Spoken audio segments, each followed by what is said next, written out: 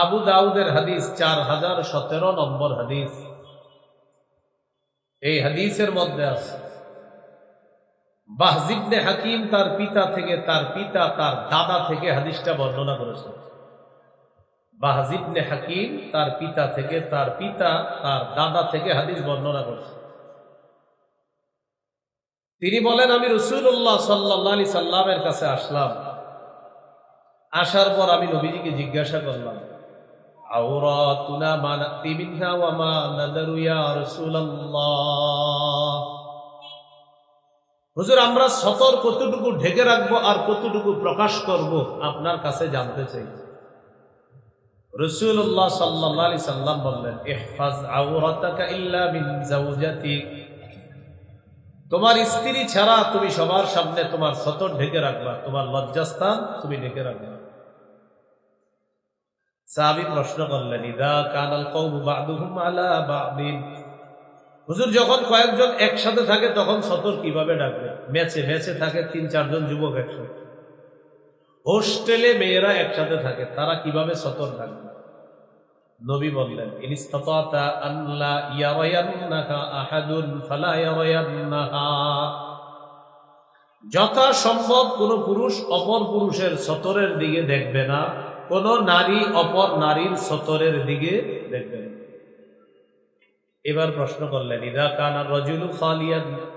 হুজুর, কেউ যদি ঘরের মধ্যে একা থাকে, দরজা বন্ধ, ঘরে কেউ নাই, তখনও কি সতর ঢাকা লাগবে? নবীজি বললেন, আল্লাহু আহাক্কু আন ইউস্তাহইয়া মিনহু মিনান নাস। ঘরে তখন কেউ নাই, আল্লাহ আছে, মানুষের চেয়ে আল্লাহকে তুমি বেশি লজ্জা পাওয়া দরকার, তখন সতর ভালো করে ঢাকো। তাহলে ঘরে ওই শর্ট প্যান্ট পুরা টুরা থাকেন না, কিন্তু ঘরে সতর ঢাকতে হবে। আপনার ঘরে একা থাকলেও আপনি সতর ঢেকে থাকবেন, আল্লাহ। এটা হলো ওয়াজিব। 2 নাম্বার মুস্তাহাব, উত্তম পোশাক পরিধান করা মুস্তাহাব। আবু দাউদের হাদিস 4063 নম্বর হাদিস। এই হাদিসের বর্ণনাকারী সাহাবীর নাম আবুল আহওয়াস। তিনি তার পিতা থেকে বর্ণনা করেন। তার পিতা রাসূলুল্লাহ সাল্লাল্লাহু আলাইহি ওয়াসাল্লামের কাছে আসলেন একটা নিম্ন মানের পোশাক পরে। তো তিনি বলেন, আতাইতু রাসূলুল্লাহ সাল্লাল্লাহু আলাইহি ওয়াসাল্লাম ফি সাউবিন দুনিন। আমি নবীজির কাছে আসলাম একটা নিম্ন মানের পোশাক পরে। তো নবীজি আমাকে বললেন, আলা কামালুন। আচ্ছা, তোমার সম্পদ আছে? সাহাবী বললেন, জি হুজুর, সম্পদ আছে। নবীজি বললেন, মিন আইয়িল মাল, কোন ধরনের সম্পদ আছে তোমার? সাহাবী বললেন, কাদ আতানি আল্লাহু মিনাল ইবিলি ওয়াল গানামি ওয়াল খাইলি ওয়ার রাকিক। আল্লাহ তাআলা আমাকে উট দিয়েছেন, ভেড়া দুম্বা দিয়েছেন, আল্লাহ আমাকে ঘোড়া দিয়েছেন, আল্লাহ আমাকে দাস দাসী দিয়েছেন, আমার যথেষ্ট সম্পদ আছে। নবীজি বললেন, তোমার এত সম্পদ, তুমি এই পোশাক পরছো কেন? তোমার এত সম্পদ, তুমি নিম্নমানের পোশাক কেন পরছো? শেষে নবী বলেন, ইদা আতাকাল্লাহু মালান ফালইউরা আতারু নি'মাতিল্লাহি আলাইকা ওয়া কারামাতি। আল্লাহ যখন তোমাকে সম্পদ দান করেছেন, তখন এই নিয়ামতের নিদর্শন তোমার মধ্যে দেখা যাওয়া দরকার। এটা আল্লাহ পছন্দ করেন। আমি তাকে যে নিয়ামত দিয়েছি, এই নিয়ামতের নিদর্শনটা আল্লাহ তোমার মাঝে দেখতে চান। এটা প্রকাশ পাক, এটা আল্লাহ পছন্দ করেন। তাহলে কেউ যদি উত্তম পোশাক পরে এই নিয়তে যে আল্লাহ আমার নিয়ামত দিয়েছে, আমি নিয়ামতের শুকরিয়া আদায় করতেছি, নিয়ামত প্রদর্শন আল্লাহর জন্য করতে, যে আল্লাহ আপনি নিয়ামতটা আমাকে দিয়েছেন, রব এটা পছন্দ করে যে রবের নিয়ামতের নিদর্শন আপনার মাঝে দেখা যায়। এই হাদিস থেকে বোঝা যায় একটু উত্তম পোশাক পরা, পরিপাটি হয়ে থাকা, এটা মুস্তাহাব। আবু দাউদের হাদিস 4062 নম্বর হাদিস। এই হাদিসের বর্ণনাকারী জাবের রাদিয়াল্লাহু তাআলা তিনি বলেন, আতানা রাসূলুল্লাহ সাল্লাল্লাহু আলাইহি ওয়াসাল্লাম। রাসূলুল্লাহ সাল্লাল্লাহু আলাইহি সাল্লাম আমাদের কাছে আসলেন। ফারাআ রাজুলান শাইসান ক্বাদ তাফাররাকা শা'রুহু। এসে দেখে এক ব্যক্তির মাথার চুলগুলা এলোমেলো। তো চুল এলোমেলো দেখার পর নবী বললেন, আমা ইয়াজিদু হাযা মা ইউসাক্কিনু বিহি শা'রা। আচ্ছা, সে কি কোনো চিরুনি পায় না তার মাথার চুলগুলো আঁচড়ানোর জন্য? নবীজি এক ব্যক্তিকে দেখলেন তার চুল এলোমেলো, তো নবী বললেন সে কি কোনো চিরুনি পায় না তার মাথার চুলগুলো একটু আঁচড়াবে?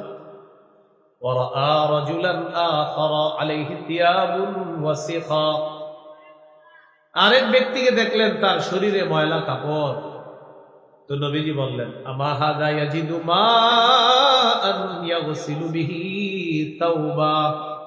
আচ্ছা, সে কি পানি পায় না তার কাপড় ধোয়ার জন্য? চিরুনি পায় না চুল আঁচড়ানোর জন্য, আর তার কি পানি নাই কাপড় ধোয়ার জন্য? এখান থেকে বোঝা যায় চুলগুলা এলোমেলো করে আর সালার চট গায়ে দিয়া বসে থেকে পীর দাবি করা চূড়ান্ত ভণ্ডামি ছাড়া আর কিছু না। আমরাও তো কি বলি, আছে কিছু ভিতরে ভাই। আচ্ছা, বুঝলাম শুরুতে ওনার টাকা পয়সা নেই, এই জন্য সালা পড়ছে, এটা বুঝলাম। 1 লক্ষ মুরিদ হয়ে গেছে, কলা কেক সব হাদিয়া দেয়। 1 টাকা করে চান্দা দিলে 1 লাখ মুরিদ কত হবে? 1 লাখ। তো ওনার কি পাঞ্জাবি, 1 সেট পাঞ্জাবি পায়জামা কিনে দেওয়ার সামর্থ্য হয় নাই? এর মানে বোঝা যায় ওনার ইনভেস্টটা হলো এই ব্যবসার সালা আর ওই জটলা চুল, এটাই হলো ওনার এই ব্যবসার মূল ইনভেস্ট। এই ইনভেস্ট যদি নষ্ট হয়ে যায় তাহলে ওনার ওই পীরগিরি আর থাকবে না। তার এই ভণ্ডামির মূল পুঁজি হলো যে সালা গায়ে দিয়ে যতদিন থাকবো এতদিন গোবর মার্কা কিছু মানুষ আমার মুরিদ হবে আর বলবে কিছু আছে ভিতরে। নবীজি বলেন এর কি চিরুনি নাই মাথা আঁচড়ানোর জন্য, আর পানি নাই কাপড় ধোয়ার জন্য? এই হাদিস থেকে বোঝা যায় কাপড় ধুয়ে পরিপাটি লন্ড্রি করে এটা একটু পরা সামর্থ্য অনুযায়ী এটা ইসলাম আপনাকে উৎসাহিত করেছে। গতকালকে কি বার ছিল? শুক্রবারের একটা হাদিস শুনুন, ইবনে মাজাহ 1056 নম্বর হাদিস। আয়েশা সিদ্দিকা রাদিয়াল্লাহু তাআলা আনহার বর্ণনা, তিনি বলেন আন্নান নবী সাল্লাল্লাহু আলাইহি ওয়াসাল্লাম খাতাবান নাস ইয়াউমাল জুমআহ। রাসূলুল্লাহ সাল্লাল্লাহু আলাইহি সাল্লাম জুমার নামাজের দিন মানুষের উদ্দেশ্যে ভাষণ দিচ্ছে। ফারাআ আলাইহিম থিয়াবান নিমার। নবীজি তাকায় দেখলেন সাহাবীদের অনেকের শরীরের মধ্যে এখনো কাজের পোশাক আছে। যেই পোশাক পরে তারা কাজ করছে ওই পোশাক পরে তারা নামাজে চলে আসছে। নবীজি দেখলেন তাদের শরীরে এখন ওই কাজের পোশাক শরীরে আছে। তো নবী বললেন আমা আলা আহাদিকুম ইন ওয়াজাদা সাআতান আইয়াত্তাখিযা সাওবাইনি লিজুমুআতিন সিওয়া সাওবাই মাহনাতিহি। তোমাদের মধ্যে যাদের সামর্থ্য আছে ওই ব্যক্তি যেন জুমার নামাজের জন্য আলাদা 2 জোড়া পোশাক প্রস্তুত করে, তার কাজের পোশাকের পরিবর্তে যেন আরো 2 জোড়া পোশাক রাখে। জুমার দিন কাজের পোশাকটা খুলে ওই 2 জোড়া পোশাক পরে এরপর সে জুমার নামাজে আসে। এই জন্য জুমার নামাজ, ঈদের নামাজ, ধর্মীয় ভালো বড় কোনো উৎসবের জন্য আলাদা পোশাক, একটু উত্তম পোশাক পরিধান করা, এটা ইসলাম উৎসাহিত। এইগুলো মুস্তাহাব পোশাক। 3 নাম্বার হারাম পোশাক। এই হারাম পোশাকটাই হলো আজকে আমার আলোচ্য বিষয়ের মূল আলোচনার সাথে সম্পর্ক। হারাম পোশাকটা আগের গুলো আমরা প্রাসঙ্গিক হিসাবে জেনে নিলাম। হারাম পোশাকের ক্ষেত্রে 6টা পোশাক বলি, মনে রাখবেন। পুরুষের জন্য রেশমের পোশাক হারাম।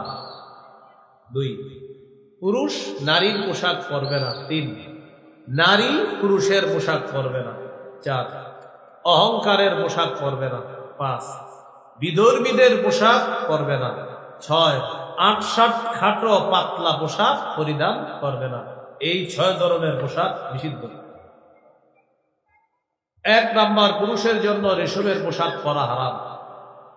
সহিহ মুসলিমের বর্ণনা 2069 নম্বর হাদিস।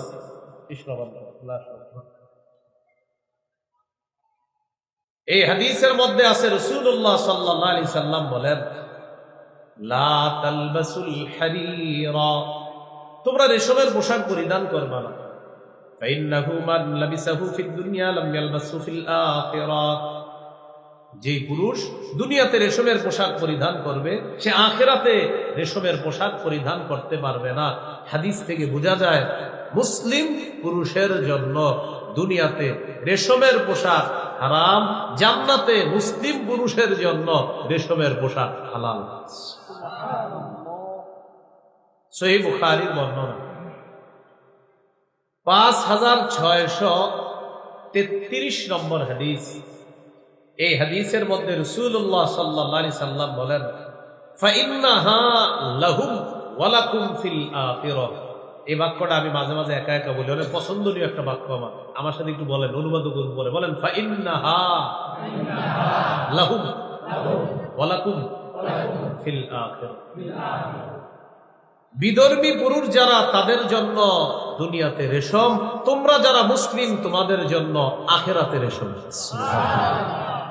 এটা হলো এই বাক্যের অনুবাদ, ফাইন্নাহা লাহুম, রেশম বিধর্মীদের জন্য দুনিয়াতে, আর তোমরা যারা আমার পুরুষ উম্মত আছো, ওয়ালাকুম ফিল আখিরাহ, আমার মুসলিম পুরুষ উম্মত তোমরা যারা, আখিরাতে রেশম তোমাদের জন্য। তাহলে বলেন, দুনিয়ার জীবন ক্ষণস্থায়ী না চিরস্থায়ী?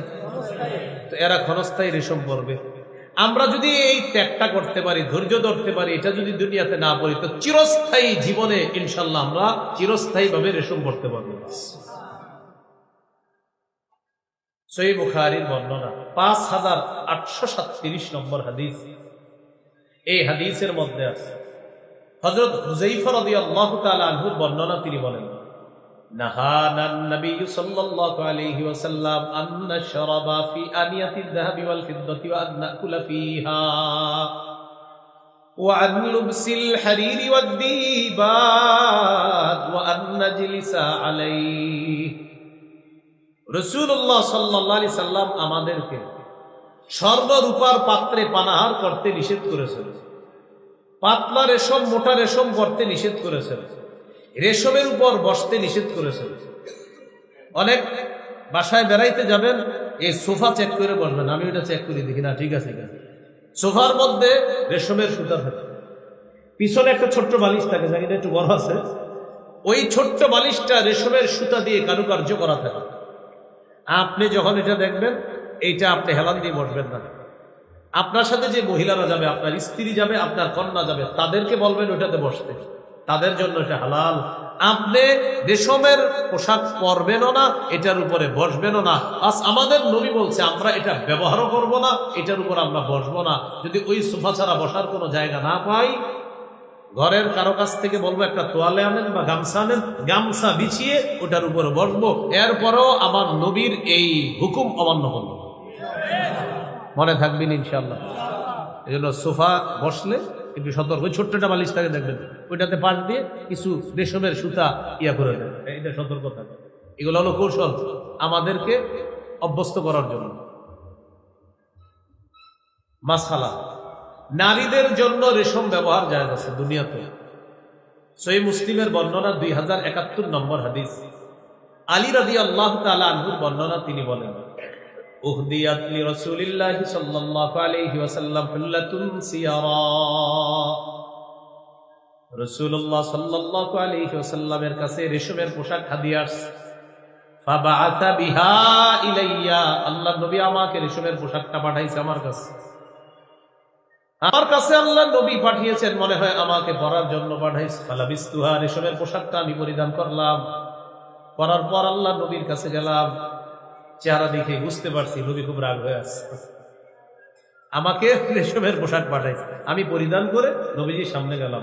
ফাআরাফতুল গাদাবা ফি ওয়াজহিহি, নবীর চেহারা মুবারকের মধ্যে আমি রাগের ছাপ দেখলাম। নবীজি আমাকে বললেন, ইন্নী লাম আবআস বিহা ইলাইকা লিতালবাসাহা, আমি রেশমের পোশাক তোমার কাছে পাঠিয়েছি তুমি পরিধান করার জন্য না। ইন্নামা বাসতু বিহা ইলাইকা লিতুশাফিকাহা খুমরান বাইনান নিসা, আমি রেশমের এই কাপড় তোমার কাছে পাঠিয়েছি, এটা তুমি টুকরা টুকরা করে ওড়না বানিয়ে তোমার পরিবারের নারী সদস্যদেরকে দিবা, তারা ব্যবহার করবে, এই জন্য পাঠাইছি। এই হাদিস থেকে বোঝা যায় রেশম নারীদের জন্য বৈধ আছে। সহিহ বুখারীর 5840 নম্বর হাদিসে আছে, হযরত আলী বলেন, ফাশাক্কাকতুহা বাইনান নিসা, আমি রেশমের ওই কাপড়টা টুকরা টুকরা করে ওড়না বানিয়ে নারীদেরকে দিয়ে দিলাম তারা ব্যবহার করার জন্য। তাহলে সহিহ মুসলিমের 2071, সহিহ বুখারীর 5840 নম্বর এই 2 হাদিস থেকে জানলাম নারীদের জন্য রেশমের পোশাক বৈধ। তাহলে পুরুষের জন্য রেশম হারাম, নারীদের জন্য স্বর্ণ বৈধ, নারীদের জন্য রেশম বৈধ, পুরুষের জন্য স্বর্ণ হারাম, রেশম হারাম। জান্নাতি পুরুষের জন্য স্বর্ণ রেশম দুইটাই হালাল। এইগুলো 1 নাম্বার, পুরুষ রেশম পরবে না। 2 নাম্বার, পুরুষ নারীর পোশাক পরবে না। 3 নাম্বার, নারী পুরুষের পোশাক পরবে না। লাআনা রাসূলুল্লাহ সাল্লাল্লাহু আলাইহি ওয়াসাল্লাম আর-রাজুলা ইয়ালবাসু লিবসাতাল মারআ ওয়াল মারআতা তালবাসু লিবসাতার রাজুল।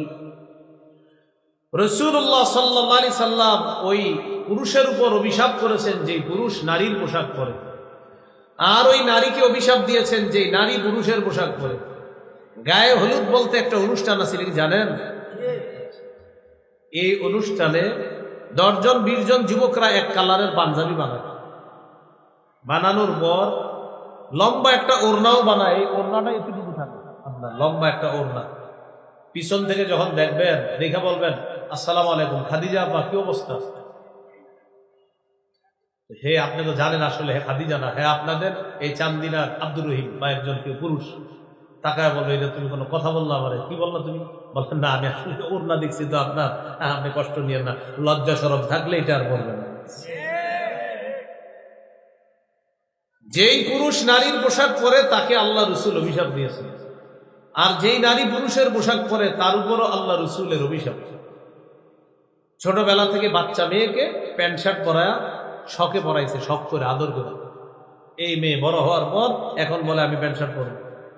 মা বাবা বলে না তোমাকে দেওয়া হবে না। মেয়ে বলে আমার পোশাকের স্বাধীনতা, প্রয়োজনে তোমাদেরকে ছেড়ে অন্য কোথাও চলে যাব, আমি এটা পরবো, আমার যা মন চাই আমি তা পরবো। এর জন্য দায়ী ওই কসাই অভিভাবক।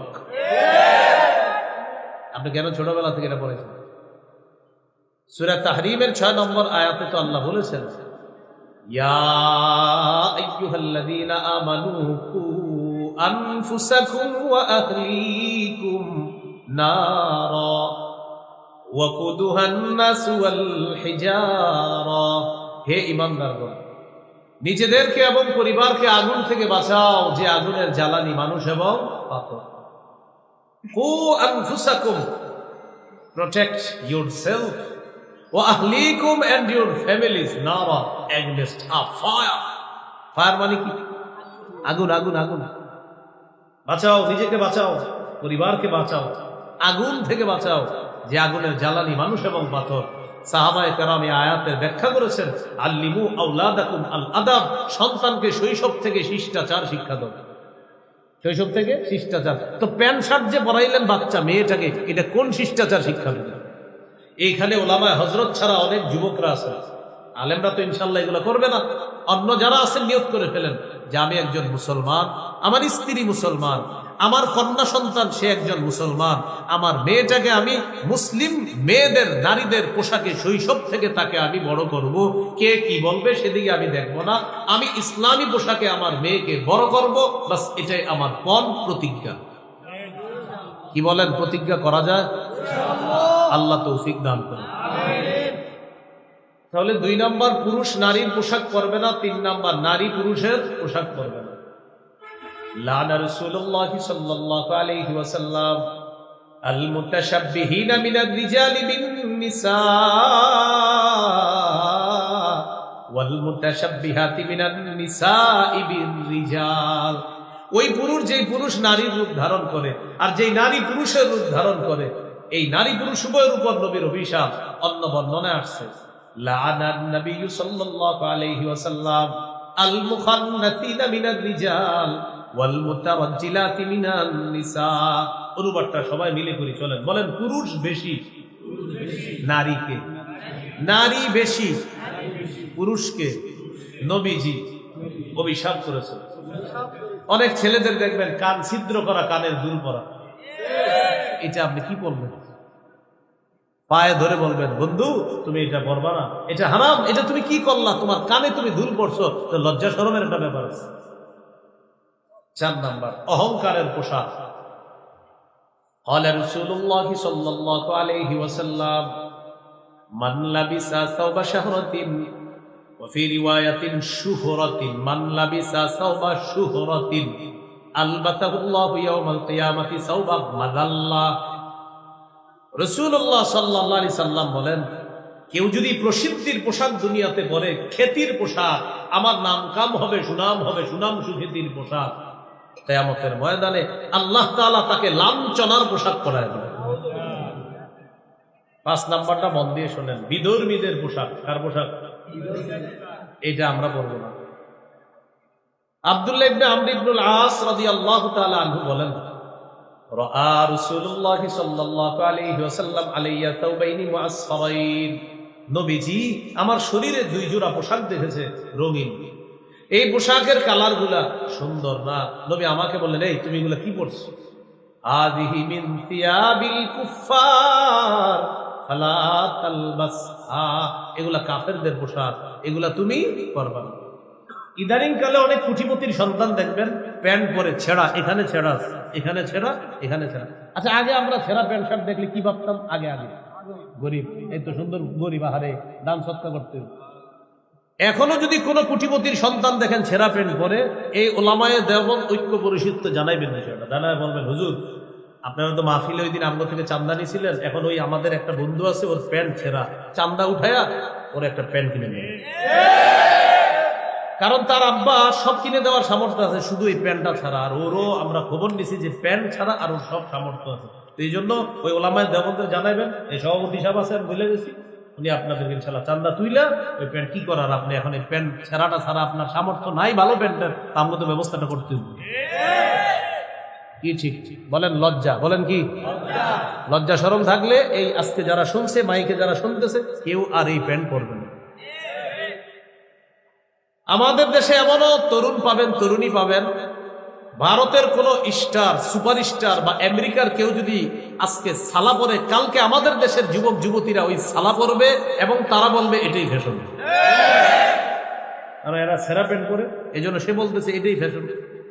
আমি সত্যি বলছি, যদি কেউ সালা পরে না, কালকেও দেখবেন আমাদের দেশে সালা পরার মতো কিছু লোক পাওয়া যাবেন যে তারা বলবে না ভাই এটাই ফ্যাশন, তোমার বুঝে আসুন না আসুন, এটাই ফ্যাশন। এটা আপনারা বুঝেন? আচ্ছা, আপনি বলেন, আমগরে এটা বুঝায়, আমরাও বুঝি যে প্যান্ট ছেঁড়া আর বুঝাইতেছে এটা ফ্যাশন, আর আমরাও মেনে নিচ্ছি। এ হলো 5 নাম্বার, বিধর্মীদের পোশাক। 6 নাম্বার, খাটো ছোট 8-7 পাতলা পোশাক। এইটা বলার জন্য আমি লম্বা হিস্ট্রি টানলাম পোশাক, মনে আসেনি? মৌলিক 10টা কথা দিয়ে শুরু করছিলাম। 2 নাম্বার, পাতলা পোশাক। এখানে বলছিলাম ইসলামে পোশাকের নীতিমালা আছে, ওয়াজিব পোশাক, মুস্তাহাব পোশাক, হারাম পোশাক।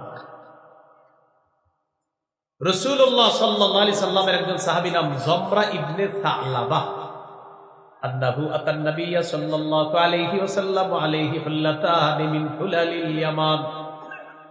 ইয়ামানি 2 জোড়া পোশাক তার গায়ে ছিল। সাহাবী নবীর কাছে আসছে, নবীজি তাকে দেখে বললেন, আচ্ছা তুমি কি মনে করো তোমার এই 2 পোশাক তোমাকে জান্নাতে নিবে? সাহাবী বুঝতে পারছে নবী এই পোশাক পছন্দ করতেছেন। আমি সাথে সাথে বললাম, লাবিস্তাগফারতালি ইয়া রাসূলুল্লাহ, হুজুর আমার জন্য একটু আল্লাহর কাছে ক্ষমা চান, আমার ভুল হয়ে গিয়েছে, আমি বুঝতে পারছি আপনি পছন্দ করতেছেন। লা আকুদু হাত্তা আনজিআহুমা আন্নি, হুজুর আমি ওয়াদা করলাম আমি এই পোশাক না খুলে আমি জমিনে বসবো না। আমি যাব, খুলবো, অন্য পোশাক পরবো, সভ্য আদর্শ ইসলামী পোশাক পরবো, এরপর জমিনে বসবো। নবীজি বললেন, আল্লাহুম্মা গফিরলি জমরা, আল্লাহ আপনি আমার এই সাহাবী জমরা ইবনে তা'লাবাকে মাফ করে দেন। সহিহ মুসলিমের বর্ণনা 2198 নম্বর হাদিস। এই হাদিসের মধ্যে আছে, সিনফানে মিন আহলিন নার লাম আরাহুমা, নবী বলেন 2 শ্রেণীর জাহান্নামী যাদেরকে আমি দেখি নাই। কয় শ্রেণী? 1 নাম্বার, কওমুন মা'হুম সিয়াতুন কাআদনাবিল বাকরি ইয়াদরিবুনা বিহান নাস। 1 নাম্বার এমন সম্প্রদায় যাদের কাছে গরুর লেজের মতো আছে, মানুষকে আমি হুকুম করব তারা যেন আল্লাহর সৃষ্টির পরিবর্তন করে দেয়। ইবলিস বলছে, ইবলিস চ্যালেঞ্জ করছে যে আমি চ্যালেঞ্জ করলাম, আমি মানুষকে দিয়ে সৃষ্টির পরিবর্তন ঘটায় দেব। আপনি জানেন চেহারা বিকৃত করার জন্য কোটি কোটি টাকা খরচ হচ্ছে। চেহারা মানে আপনার চেহারাটা চেহারা না, অন্য চেহারা হয়ে গেছে, এটার জন্য কোটি কোটি টাকা খরচ হচ্ছে। তো এটা দিয়ে ইবলিস চ্যালেঞ্জ করছে। আল্লাহ দিছে চুল, এটা আপনি বিকৃত করে ফেললেন। আল্লাহ দাঁত দিছে, দাঁত আপনি বিকৃত করে ফেললেন। ইবলিস বলছে আমি এটা করাবো। তো চুল কালার এটা একটা বিষয়। বয়স মেয়েটার 20-21। আপনাদের যুবকদের মধ্যে যদি কেউ বিয়ে করতে যান, তো বিয়ের আগে তো মেয়েরে দেখা, এটা বৈধ আছে, মেয়েরে দেখতে যাবেন। কন্যা পক্ষকে বিয়ের আগে দেখা জায়েজ আছে। কন্যাকে শুধু আপনার জন্য দেখা যায়, আবার আপনার আব্বার জন্য না, শুধু আপনার জন্য যে বিয়ে করবে। তো এই যে আপনি বিয়ে করতে যাবেন, তখন ওই মেয়েটার চুল যদি দেখেন এরকম কালারিং করা, সাদা বা লাল ইত্যাদি করা, তখন আপনি বলবেন দাদি আপনার নাতনি কোথায়?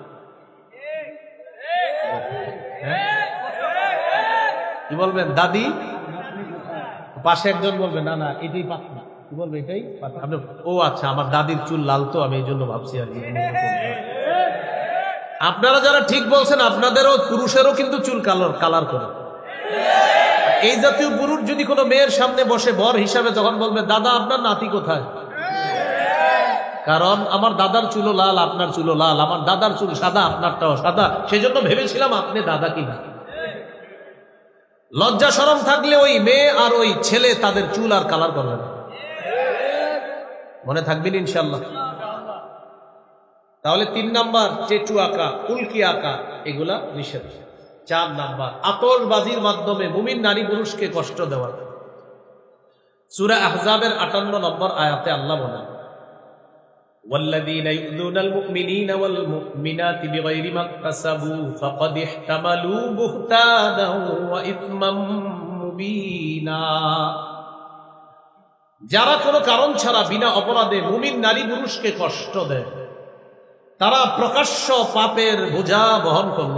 তারা প্রকাশ্য পাপের বোঝা বহন করল। এটা গেল আপনার 4 নাম্বার। তাহলে আতশবাজি ইত্যাদি এটা আমরা করব না, বলেন ইনশাআল্লাহ।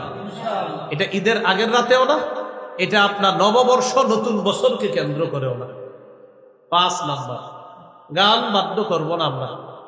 এটা আপনার এই নববর্ষকে কেন্দ্র করেও হয়, নতুন হ্যাপি নিউ ইয়ার এটাকে কেন্দ্র করেও হয়, ঈদের আগের রাতে।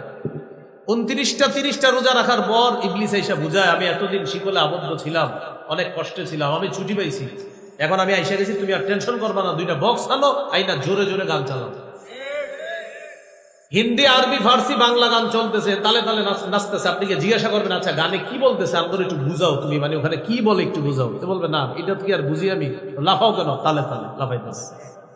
এই কাজ করবেন না। এটা বিয়ের অনুষ্ঠানকে কেন্দ্র করেও না, এটা ঈদের আগের রাতেও না, এটা নতুন বছরকে কেন্দ্র করেও না। শুধু একটা কথা মনে রাখবেন, আল্লাহ রসুলের কোরআন তেলাওয়াত শোনা, এটাকে বাধাগ্রস্ত করার জন্য মক্কার কাফের বিদেশ থেকে নর্তকী নায়িকা গায়িকা আর গান গল্প ক্রয় করে আনছে, যেন কাফেররা নবীর কোরআন তেলাওয়াত না শুনে এই নায়িকাদের গায়িকাদের গান বাদ্য মিথ্যা গল্প কাহিনী শুনে। সূরা লুকমানের 6 নম্বর আয়াতে আল্লাহ এটা বলেছেন, وَمِنَ النَّاسِ مَن يَشْتَرِي لَهْوَ الْحَدِيثِ لِيُضِلَّ عَن سَبِيلِ اللَّهِ بِغَيْرِ عِلْمٍ। যারা আল্লাহর রাস্তায় মানুষকে পথভ্রষ্ট করার জন্য, আল্লাহর রাস্তা থেকে সরানোর জন্য মিথ্যা গান গল্প নর্তকী ইত্যাদি তাদেরকে ক্রয় করে, না জেনে যারা এটা করে, শেষে আসছে উলাইকা লাহুম আযাবুম মুহিন, তাদের জন্য অপমানজনক শাস্তি রয়েছে। নাউযুবিল্লাহ। হাদিসে রাসূল সাল্লাল্লাহু আলাইহি ওয়াসাল্লাম বলেছেন, লা তাবিউল কাইনাতি ওয়াল মুগান্নিয়াত ওয়া লা তাশতারুহুন্না ওয়া সামানুহুন্না হারাম। গায়িকা নায়িকা কিনবা না, বেচবা না, এটার উপার্জন হারাম। বাংলাদেশের কাউকে এই গান বাদ্যের জন্য বিদেশে পাঠাবা না, বিদেশের কাউকে এনে 3 কোটি টাকা দিবা না। এক্সপোর্ট ইম্পোর্ট নিষেধ। এটা যেমন ঠিক বলছেন, বুঝা শুনা বলতেছেন তো। এবার যে গান ডাউনলোড করলেন, টাকা খরচ হয়নি? আরে গান ডাউনলোডে টাকা খরচ হয় না? তো সেখানে এই যে কিনলেন, এই যে আপনি গান কিনলেন, এখন বলবেন হুজুর বুদ্ধি করে তাহলে ডাউনলোড করবো না, এমনি দেখবো। এমনি দেখলে টাকা খরচ হয়নি? এই হাদিসের ধমকের মধ্যে আপনিও আছেন। যতজন সিনেমা নাটক দেখবেন টাকা খরচ করে, রসুলের ওই হাদিসের অন্তর্ভুক্ত হবে যে নবীজি বলেছেন গান বাদ্য গায়িকা নায়িকা কিনবাও না, বেচবাও না। ডাউনলোড বলেন, সিনেমা নাটক দেখা বলেন, এই হাদিসের অন্তর্ভুক্ত হবে। অতএব এখানে টাকা খরচ করবেন না। 6 নাম্বার মদ খাওয়া, মদ ব্যবসার রেকর্ড হবে, এটা নিয়ে আবার লেখালেখি হবে। মুসলিম প্রধান দেশের মধ্যে হাজী সাহেব, আমি হজ করতে যাওয়ার সময় যেখানে বসলাম, বাম পাশে তাকায় দেখি মদের বার, বাংলাদেশের মুসলমান এয়ারপোর্ট। আমাদের দেশ 90% মুসলমানের দেশ, এখানে আমাদের দেশের এয়ারপোর্টে আল্লাহ মানে জানি না কেন জানি ওই হাজী সাহেবদেরকে বিভিন্ন জায়গায় বসাইতেছে। তো ঘটনাচক্রে আমার ভাগ্য হয়তো এরকম, আমাদেরকে বসাইছে এমন একটা জায়গায়, তো আমি বসে রয়েছি বাম পাশে তাকায় দেখি মদের বার। বাংলাদেশের মুসলমান দেশের, মুসলিম দেশের এয়ারপোর্ট, আমাদের 90% বেশি মুসলমান আমরা দাবি করি, এই দেশের এয়ারপোর্টে সূরা মাইদার 90-91 নম্বর আয়াতে আল্লাহ বলেন, হে ঈমানদারগণ, ইন্নামাল খামরু ওয়াল মাইসিরু ওয়াল আনসাবু ওয়াল আজলামু রিজসুম মিন আমালিশ শাইতান। মদ, জুয়া, মূর্তি ভাগ্য নির্ণয়ক কিছু, এটা সর ভাগ্য নির্ণয়ক যা কিছু আছে, সাপ, টিয়া পাখি, ময়না পাখি হাতের রেখা দেখান আপনারা, দেখার পর বলে ওহো সমস্যা হালকা আছে, 3002 টাকা দিলে সমাধান হবে, এরকম বলে। রাসূলুল্লাহ সাল্লাল্লাহু আলাইহি সাল্লাম বলেন, মান আতা আররাফান আও কাহিনান, যে ব্যক্তি কোনো গণকের কাছে যায়, যাওয়ার পর ওই গণকের কথা যদি ফাসাদ্দাকা, গণকের কথা যদি সে বিশ্বাস করে, ফাকাদ কাফারা বিমা উনজিলা আলা মুহাম্মদ সাল্লাল্লাহু আলাইহি সাল্লাম, মুহাম্মদ সাল্লাল্লাহু আলাইহি সাল্লামের উপর যা নাজিল করা হয়েছে সে সব কিছু অস্বীকার করলো, টোটাল দিনটাকে সে অস্বীকার করলো। তো এই যুগে আবার অনেক মানুষ মদের নামটা পাল্টায় দিবে, বিয়ার নাম দিবে কি, এটাও নবী হাদিসে বলছে, মানুষ যে মদের নাম পাল্টায় দিবে। ইবনে মাজার 4020 নম্বর হাদিস, রাসূলুল্লাহ সাল্লাল্লাহু আলাইহি সাল্লাম বলেন, লা ইয়াশরাবান্না নাসুম মিন উম্মতি আল খাম ইউসাম্মুনাহা বিগাইরি ইসমিহা, আমার উম্মতের একদল মদ পান করবে, নামটা পাল্টায়া দিবে। ইউজাফু আলা রুউসিহিম বিল কাইনাতি ওয়াল মুগান্নিয়াত, তাদের মাথার উপরে নায়িকা গায়িকারা নাচবে আর তারা মদ পান করবে। ঠিক 31 ডিসেম্বর রাত 12টার পরে ঢাকার হোটেলগুলা বেশিরভাগ এই অবিকল ঘটনাটা ঘটবে। গান গাইবে, মদ টানতে থাকবে, নর্তকীরা নাচানাচি করতে থাকবে, আর এটার নাম দিবে স্বাধীনতা। 7 নাম্বার, জিনাকে হালাল মনে করা, নাউজুবিল্লাহ। ইদানিং কালে একজন তো দাবি করতেছে যে আমি আর ওমকে লিভ টুগেদার করেছি আমাদের পরিবারের সম্মতিতে। লিভ টুগেদার মানে বালেগ ছেলে বালেগা মেয়ে এক ছাদের নিচে একসাথে স্বামী স্ত্রীর মতো থাকবে, কিন্তু স্বামী স্ত্রী না। আবার মুখ খুলে খুলে বলতেছে আমরা একসাথে ছিলাম, আমাদের মা বাবার সমর্থন আছে, এবং বলতেছে কি বলতেছে দেখেন, বাংলাটা আপনারা হাঁটবেন শুনলে, যে আমাদের দেশে ডিভোর্স এখন নর্মালাইজ হয়ে গিয়েছে, লিভ টুগেদারটাও নর্মালাইজ হবে। শেষে লেখছে ইনশাআল্লাহ, লিভ টুগেদার নর্মালাইজ হবে, শেষে লেখা ইনশাআল্লাহ, এটা লেখা। তো জিনাকে হালাল মনে করবে, নবী বলে গিয়েছেন, সহিহ বুখারীর 5590 নম্বর হাদিস, রাসূলুল্লাহ সাল্লাল্লাহু আলাইহি সাল্লাম বলেন, লা ইয়াকুনান্না মিন উম্মতি আকাম ইস্তাহিল্লুনাল হিররা ওয়াল হারিরা ওয়াল খামরা ওয়াল মাআজিফা, আমার উম্মতের একদল জিনাকে হালাল মনে করবে, রেশমকে হালাল মনে করবে, মদকে হালাল মনে করবে, গান বাদ্যকে হালাল মনে করবে। আপনি সারা বছর মেয়েটাকে পাহারা দিচ্ছেন, কোচিং সেন্টারে মা নিয়ে গেছে, বাবা নিয়ে গেছে, ভাই নিয়ে গেছে, একদিনের জন্য ছেড়ে দেয়, বলে থাকে একটা দিন একটু এনজয় করুক, একদিনের জন্য ছেড়ে দেয়। আপনি জানেনও না আপনার মেয়েকে আপনি কোথায় পাঠাচ্ছেন। জিনাকে হালাল মনে করা, ওই দিন যে কি হয় সেটা আপনার মাথায়ও নাই, কিছু বলতে যাবেন, এই লিভ টুগেদার করেছে যদি বলেন এটা কেন বললাম, এটা কেন করেন আপনারা, জবাব দিবে এটা আমাদের ব্যক্তি স্বাধীনতা, বলবে ইটস আওয়ার ফ্রিডম, এটা আমাদের স্বাধীনতা। We are in modern civilization, আমরা আধুনিক সভ্যতায় আছি, we are enjoying our life, আমরা আমাদের জীবন উপভোগ করছি, এটার নাম স্বাধীনতা। এটার নাম হলো অশ্লীলতা, এটার নাম বেহায়াপনা, এটার নাম বেলাল্লাপনা, এটার নাম চারো সন্তান তৈরির একটা নির্নকশা। এটার নাম দিছে সভ্যতা, এটা অসভ্যতা। এর আপনারা ঠিক বললে হবে না, লিখতে হবে লিভ টুগেদার, এটা অসভ্যতা, এটা লিখতে হবে, এটা আপনারা মিছিল দিতে হবে, এটা দেয়ালে লিখতে হবে যে এই মানসিকতা, এটা অসভ্যতা, এটা অশ্লীলতা, এটা বেহায়াপনা। মুসলমান প্রধান দেশে এই জাতীয় কথা বলা এবং এই জাতীয় কর্মকাণ্ড সমর্থন করতে দেওয়া হবে না, এটা মুসলমান কর্মকাণ্ডে, কারণ আমাদের মুসলমানদের এই দেশে এগুলো আমরা সমর্থন করতে পারি না। এই হলো 7 নাম্বার। 8 নাম্বার, অর্থের অপচয়, সম্পদের অপচয়, প্রচুর সম্পদের অপচয় হবে। 9 নম্বর, সময়ের অপচয়। জীবনে 5টা জিনিস খুব মূল্যায়ন করবেন, জীবন, যৌবন, স্বাস্থ্য, সময়, সচ্ছলতা। জীবন, যৌবন, স্বাস্থ্য, সময়, সচ্ছলতা, এই 5টা জিনিস খুব মূল্যায়ন করতে হবে। রাসূলুল্লাহ সাল্লাল্লাহু আলাইহি সাল্লাম বলেছেন এই 5 জিনিস মূল্যায়ন করার কথা। 10, সর্বশেষ কথা, নতুন বছরকে কেন্দ্র করে বিভিন্ন শিরকি স্লোগান আমাদের মুখে উঠিয়ে দিবে। এটা আপনার হ্যাপি নিউ ইয়ার, এটা একটা আছে, কিছুদিন পরে আসবে বাংলা নববর্ষ, পহেলা বৈশাখ। মুসলমান বাচ্চাদের মুখে স্লোগান উঠায় দিবে, মুছে যাক গ্লানি, মুছে যাক ছড়া, অগ্নি স্নানে সূচি হোক ধরা। নাউজুবিল্লাহ বলেন। এটা অগ্নি পূজকদের স্লোগান। আগুনের পূজা যারা করে তাদের স্লোগান মুসলমানের বাচ্চা দিবে? আরে বলেন, মুসলমানের সন্তান কি মুশরিকদের স্লোগান দিবে? না। তাহলে আমরা সতর্ক থাকবো, আমরা এই জাতীয় কর্মকাণ্ড, অশ্লীলতার মধ্যে আমরা পা বাড়াবো না। বলেন ইনশাআল্লাহ। বলতে পারেন এই আলোচনা আপনি কেন করলেন? যতজন শুনছেন, মাইকে যতজন শুনছে, এই ততজনই আপনারা বেঁচে থাকবেন, এটা হলো আমার প্রথম কথা। দ্বিতীয় কথা, আরো 10 জনরে আপনি বলবেন এই জাতীয় কোনো নোংরামিতে কেউ যেন পা না দেয়। বলেন ইনশাআল্লাহ। আল্লাহ আমাদের সকলকে যে কথাগুলো শুনলাম বললাম, আমরা যেন গুরুত্ব সহকারে নিয়ে আমলে এনে আমরা যেগুলা গ্রহণ করার সেগুলা গ্রহণ, যেগুলা বর্জন করার সেগুলা বর্জন করতে পারি। আল্লাহ তৌফিক দান করেন।